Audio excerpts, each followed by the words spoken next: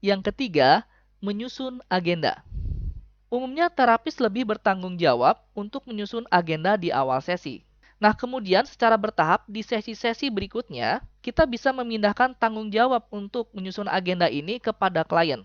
Merupakan hal penting bagi klien untuk mempelajari keterampilan menyusun agenda. Kenapa? Karena penyusunan agenda ini nanti akan dia lakukan setelah sesi terapi CBT telah berakhir. Kan dia nanti akan jadi terapis buat dirinya sendiri. Sehingga dia perlu keterampilan dalam menyusun agenda untuk masalahnya sendiri. Terapis mensosialisasikan klien untuk mengangkat masalah mana yang mau ia selesaikan. Nah, permasalahan apa sih yang ingin Anda fokuskan dalam agenda? Apa yang ingin kita kerjakan hari ini? Dalam sesi assessment, barangkali kita menemukan ada 6 situasi spesifik yang membuat klien datang kepada kita. Siapa tahu, dari 6 itu mungkin ada tambahan juga pada saat bertemu kita di sesi tengah CBT ini. Bisa jadi malah jadi ada 7.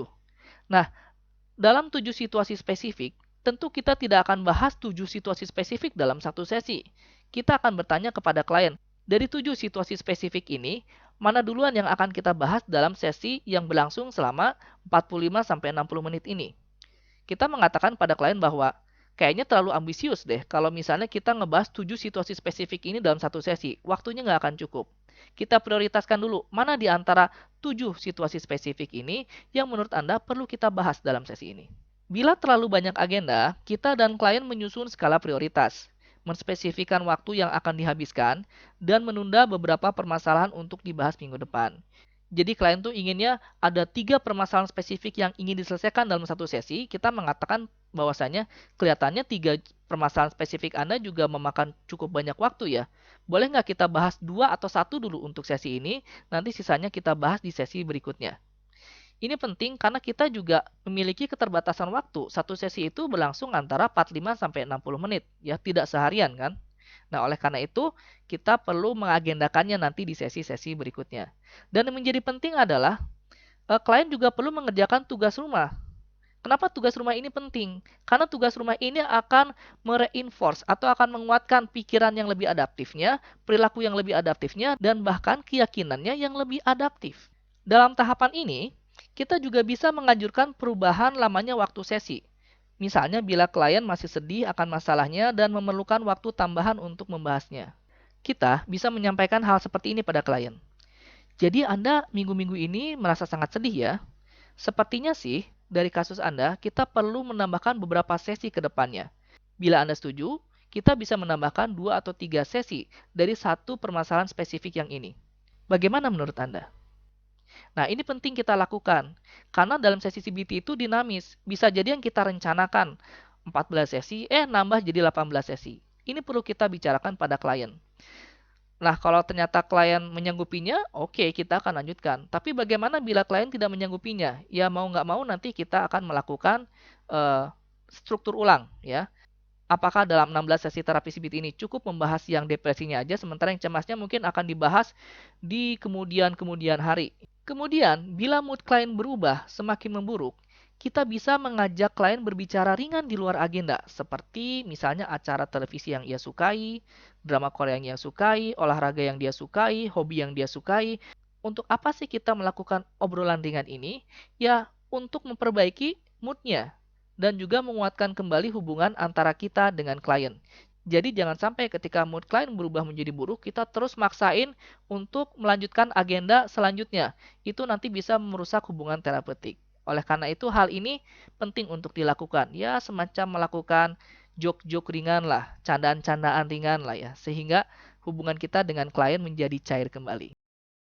Yang keempat adalah meninjau tugas rumah atau PR-nya.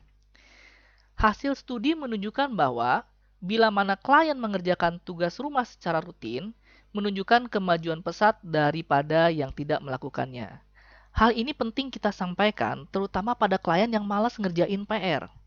Dia nggak mau ngerjain daily thought record-nya, dia tidak mau melakukan tugas perilakunya, ini repot. Oleh karena itu, di tahapan yang keempat ini, kita psikoedukasi kembali klien tentang penting loh tugas rumah itu dilakukan agar Anda mengalami kemajuan dalam terapi.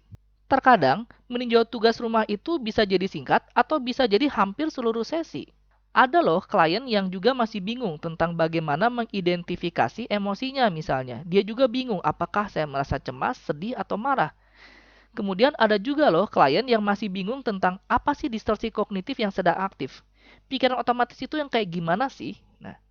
Nah, beberapa klien mengalami hal itu, terutama yang mengalami gangguan psikologis yang berat. Dengan demikian, boleh jadi meninjau tugas rumah ini bisa menghabiskan satu sesi ya untuk klien-klien yang tertentu. Ya nggak apa-apa. Hal ini penting kita lakukan karena klien perlu memahami dulu tentang model kognitif, perlu tahu apa itu situasi spesifik, apa itu pikiran otomatis, apa itu emosinya. Kemudian, bila klien berhasil mengerjakan tugas rumahnya, kita bisa mengatakan hal ini pada dia. Dapatkah Anda memberitahu saya, kira-kira pelajaran penting apa saja yang Anda dapatkan pada saat mengerjakan tugas rumah? Kemudian dia menjawab, oh ternyata dengan saya merubah pikiran, perasaan saya menjadi lebih baik ya. Atau mungkin dia menyatakan, oh ternyata setelah saya berperilaku titik-titik-titik, mood saya tuh menjadi lebih berubah ya, menjadi lebih baik ya. Nah, itu sih harapan kita atas jawaban klien. Kita juga bisa bertanya, untuk tugas rumah minggu kemarin, apakah Anda berhasil mengidentifikasi pikiran otomatis ketika perasaan Anda mulai berubah? Apakah Anda menuliskannya dalam daily thought record atau catatan pikiran? Kemudian, adakah yang ingin Anda tanyakan atau Anda pikirkan tidak berhasil diterapkan pada Anda? Ya siapa tahu tugas rumahnya tidak bisa kalian lakukan. Kita diskusikan di sini, kesulitannya tuh di mana aja. Atau apa yang terlintas dalam pikirannya pada saat kita memberikan tugas rumah pada dia. Boleh kita menanyakan hal itu pada klien. Bila mana klien berhasil mengerjakan tugas rumah dari sesi sebelumnya, kita dapat menyampaikan hal ini pada klien. Oke, di sesi ini nanti saya kasih tugas rumah tambahan ya. Nah, ini penting kita sampaikan pada klien bahwasannya yang namanya tugas rumah itu penting. Karena apa? Hasil studi menunjukkan bahwa klien yang mengerjakan tugas rumah secara rutin menunjukkan kemajuan pesat daripada yang tidak melakukannya.